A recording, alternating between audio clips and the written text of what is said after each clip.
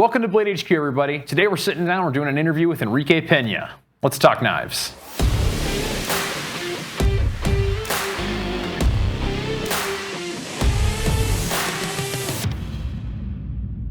Enrique, thanks for joining us today. Thank you. Pleasure. But it's really great to sit down with you and learn about the history of how these knives all came to be. So tell me, when did you make your first knife? I must have been like 13 years old. I just made it out of an old file because I couldn't afford to buy them. An old file? An old file. How about that? So I imagine you took one file and filed a knife out of that file? Actually, I made a stone grinder first. Really? And that's how I ground it and put like a broomstick handle on it, and that was my first knife.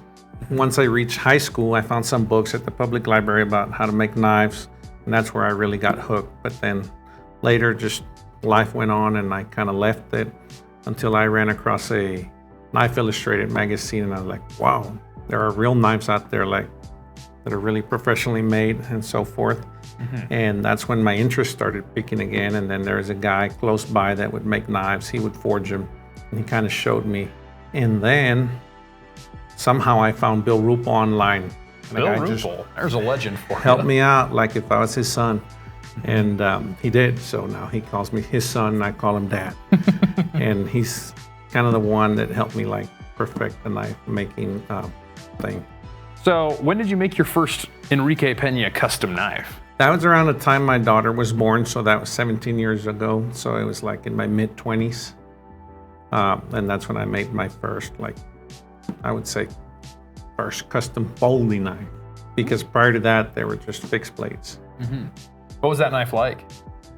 Very ugly. Very ugly. I still have that one.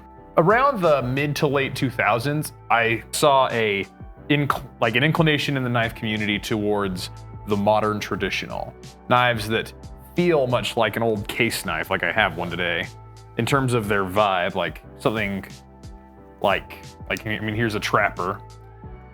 But the Peña Trapper, I remember when this came out over at Blade HQ, like they have the same DNA.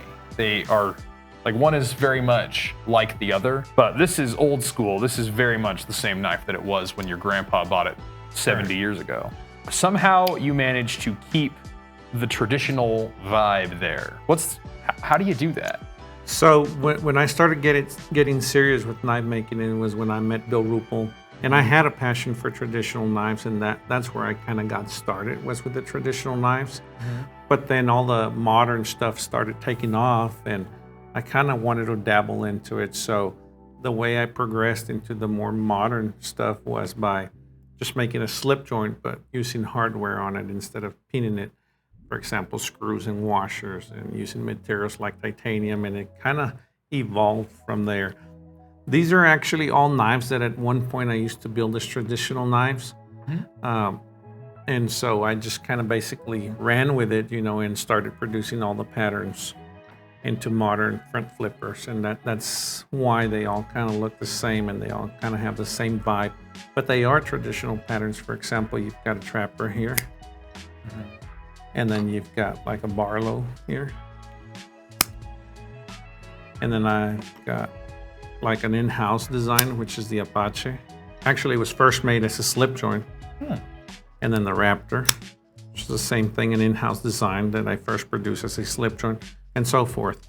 And the idea behind all this was to create like a line of all the different traditional patterns that I at one point built as custom knives.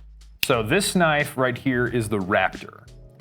And I remember when this came out, I thought it was really, really a cool knife. But I'm sitting down with its designer right here. I was gonna ask, tell me how the design of this knife was born. So basically what I did is I got a sway back pattern, and I started kind of chopping off on it and then extended it a little more. So before this pattern was actually done, it started out as a sway back, and then I kind of modified it. I just wanted it to look a little bit more edgy, more modern looking. More geometric? Yes, as opposed to that's more of a traditional looking sway back lines. Actually, I got the blade and the frame, and I just kind of took it to the grinder and started chopping off of it. I would pay good money to watch that. And then I felt like, well, it might need a little bit more material here or there, and I kind of tweaked it, did a couple of them till I settled in the pattern that I wanted. So a lot of the knives on the table are very traditionally inspired and nice folders, but then there's this knife, and it is none of those things. I'm gonna ask you about it, but first we're gonna hear a quick message from Dallas. What's up, folks? Dallas from Blade HQ. I'm here to talk to you about BladeHQ.com. We have one of the largest selections of EDC gear, knives, pouches, outdoor gear. Again, knives, because we're knives. Who doesn't love knives? Also, I want you to stay tuned to the end of the video. Let's go check it out. Thanks, Dallas. Now, Enrique, this knife, unlike these knives, looks for all the world like a kitchen knife. Hey, you guys know where the bathroom is? What the heck, Jared? So, how did you get into the kitchen knife game? One of my hobbies is barbecuing, and I always felt like I needed a knife that had my name on it, and I thought it was a cool thing to produce some kitchen knives, you know, something that I could use and enjoy and be proud to have my name on it, you know. So that's how it came about. So this one, correct me if I'm wrong, is a sort of a Santoku profile? That's correct. I think it lends itself well for shopping. It's got a good heavy point on it, and I just like it. It's a good looking knife for sure. Like chop stuff. And then tell me about this micarta handle. The micarta handle came about. I like traditional stuff. I was making a lot of knives with this collar combinations. So I felt like, well, that it would be fitting for a knife that I was producing to look along the lines of the other knives that I was making. So that's how it came about. So this is black G10 with green canvas micarta and brown canvas micarta that's encapsulated within the G10. They're actually hand finished. I guess that's the Peña way. It has to be done just right, because I mean that's your name you're putting out there. Well, I really appreciate you sitting down and talking with us about how you sort of got into knife making and your style and your techniques for knife making. It really is a pleasure. Thank you for joining us, Enrique. Yes, sir. Thank you. Thank you for joining us, everybody. If you enjoy Peña knives, we actually have another exclusive Raptor coming out really soon. In fact, when this video comes out, you can get it at BladeHQ.com. We've got some great deals on Peña knives. If you like what you see, check us out there. And if you enjoy content like this, please subscribe to our YouTube channel, leave us a comment and a like, and we'll see you on the next one.